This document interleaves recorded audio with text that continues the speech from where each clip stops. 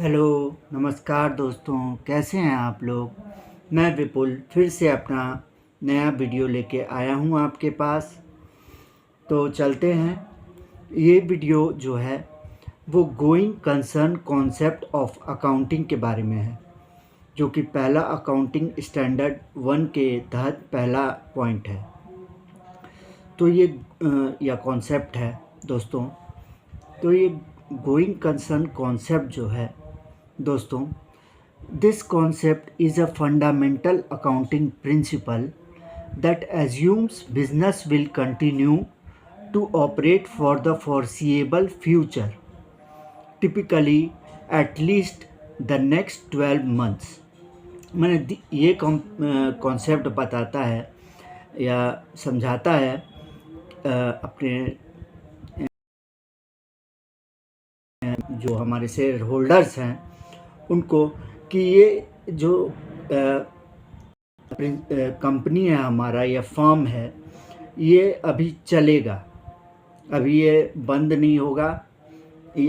अभी ये माने फॉरसिएबल, माने कि जब तक हम लोग देख सकते हैं, माने 1 साल तक तो ये कंपनी चलेगा। ये कॉन्सेप्ट हमें बताता है। This assumption allows for the use of normal accounting methods like depreciation and accrual accounting, and means the company is expected to fulfill its obligations without needing to liquidate. मैंने ये assumptions तो हमारा बताता है कि हम लोग normal accounting methods like depreciation का जो हम लोग करेंगे एंड एक्रूअल अकाउंटिंग, जो माने जैसे कि हम जो जैसे सेल किए तो उसका पैसा अभी हमको मिला है कि नहीं मिला है, उसका हम लोग ये नहीं करेंगे। जब जितना सेल किए उसका अभी लिख दिए, उसका रिकॉर्ड अभी हम कर लिए, पैसा हो जाएगा। जैसे हमारा लायबिलिटीज़ भी हुआ, जैसे एक्सपेंसेस हुआ, जैसे कि कोई हम ये मान लीजिए परचेज़ किए, तो परचेज़ किए तो हम लोग ये उधार में परचेज़ किए मान लीजिए, तो उसका रिकॉर्ड हम परचेज़ में कर लेंगे। बाद में जब पैसा हम उनको देंगे तो उसका रिकॉर्ड बाद में हो जाएगा दोस्तों। तो without this assumption the valuation of assets and liabilities would be drastically different.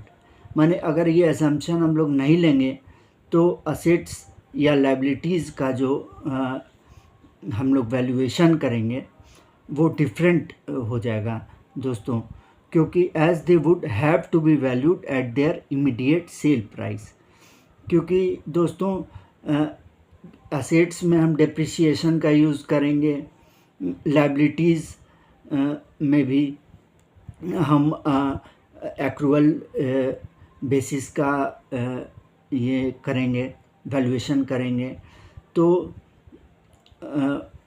वो हमारे लिए, हमारी कंपनी के लिए ठीक रहेगा, क्योंकि उसका हम इमीडिएट सेल प्राइस हम जान सकेंगे दोस्तों। तो इसका की एस्पेक्ट्स क्या हैं? तो ये कंटिन्यूटी ऑफ ऑपरेशंस है कि ये जितना भी हमारा जो कंपनी का जो मान लीजिए हम कुछ बना रहे हैं, मान लीजिए बिस्कुट में हैं, तो ये जो बिस्कुट का जो कंपनी है ये हमारा चलते रहेगा, इन्हें की ऐसा नहीं है दोस्तों। मैंने अच्छे से इसको चलाना है तो कंपनी को अच्छे से मैंने निरंतर इसको चलाना है, हर साल मैंने इसका प्रॉफिटेबिलिटी देख के चलाते रहना है दोस्तों। इस कॉन्सेप्ट का ये मीनिंग है दोस्तों।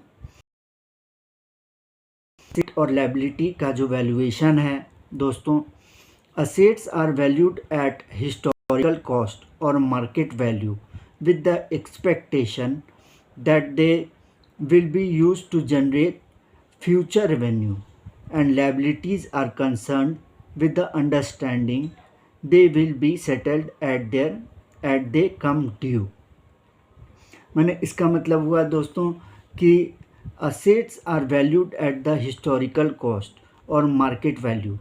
मैंने हमारा जो मार्केट वैल्यू है, जो हिस्टोरिकल कॉस्ट है, जैसे कि डिप्रिसिएट हम करते हैं तो जितना भी, जैसे हमारा मशीनरी है तो हमारा असेट्स है तो उसका डिप्रिसिएट मान लीजिए हम हर साल उसका कर रहे हैं तो मशीनरी भी कितना दिन चलेगा दोस्तों, कम से कम 10 साल।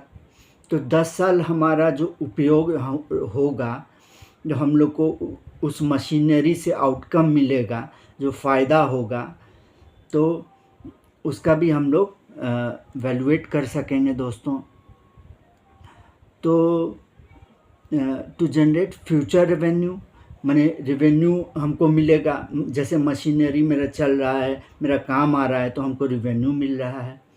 And liabilities are concerned with the understanding that they will be settled as they come due. माने लायबिलिटीज़ भी है कि माने हमको अपने क्रेडिटर्स को पैसा देना है, या जो हम लोग को लोन दिए हैं तो उनको भी माने इंटरेस्ट, माने उनका इंटरेस्ट भी हमको देना है। तो ये सब सोच के हम लोग काम करते हैं इस कॉन्सेप्ट में दोस्तों। तो एक्रूअल बेसिस ऑफ अकाउंटिंग है, जैसे revenues and expenses are recognised as they occur.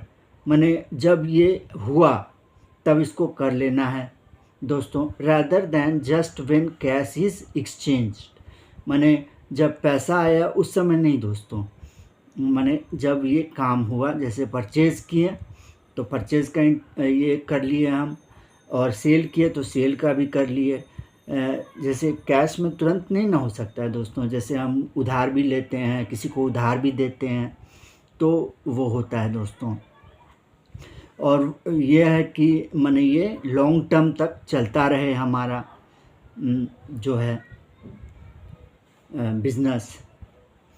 और चौथा है दोस्तों इन्वेस्टर एंड क्रेडिटर्स कॉन्फिडेंस। जो हम लोग पे इन्वेस्ट कर रहे हैं और जो हम लोग को उधार दे रहे हैं पैसा क्रेडिट पे, तो उनका जो कॉन्फिडेंस जो है, उनका लेवल कि ये हम पे इन्वेस्ट करेंगे, कि हमको उधार देंगे कि नहीं देंगे, ये सब का भी कॉन्फिडेंस बनाए रखता है दोस्तों। कि ये कंपनी बताता है कि हम अपना ऑपरेशंस चालू रखेंगे। तो this principle provides basis for investors and creditors to trust the company's financial statements. जितना भी फिनेंशियल स्टेटमेंट्स हम देंगे, जैसे बैलेंस शीट हो गया, कैश का ये हो गया, और प्रॉफिट एंड लॉस हो गया, और ट्रेडिंग अकाउंट, ये सब जो हम फिनेंशियल स्टेटमेंट देंगे वो एकदम उन्हीं के अनुसार माने वो लोग करते हैं। इन्वेस्टर लोग इन्वेस्ट करते हैं, क्रेडिटर लोग अपने माने ये क्रेडिट पे देते हैं हमें सामान। तो वो जो फिनेंशियल स्टेटमेंट जो हम बना रहे हैं उस पर ध्यान देते हुए वो लोग करते हैं दोस्तों। As it indicates the business is stable and capable of meeting its obligations. कि ये बिज़नेस अभी चलेगा और हमारा जो हम इन्वेस्ट किए हैं या जो क्रेडिटर जो उधार दिए हैं उनका पैसा भी उनको मिलेगा और अच्छी तरह मैंने तो धन्यवाद दोस्तों। कैसा लगा वीडियो आपको ये बताइएगा। और फिर अगला अकाउंटिंग AS1 के अगला जो हमारा कॉन्सेप्ट है उस पे हम लोग अगले वीडियो में ध्यान देंगे दोस्तों। तब तक कैसा लगा ये वीडियो मुझे बताइएगा दोस्तों। तब तक के लिए थैंक्स एंड बाय दोस्तों।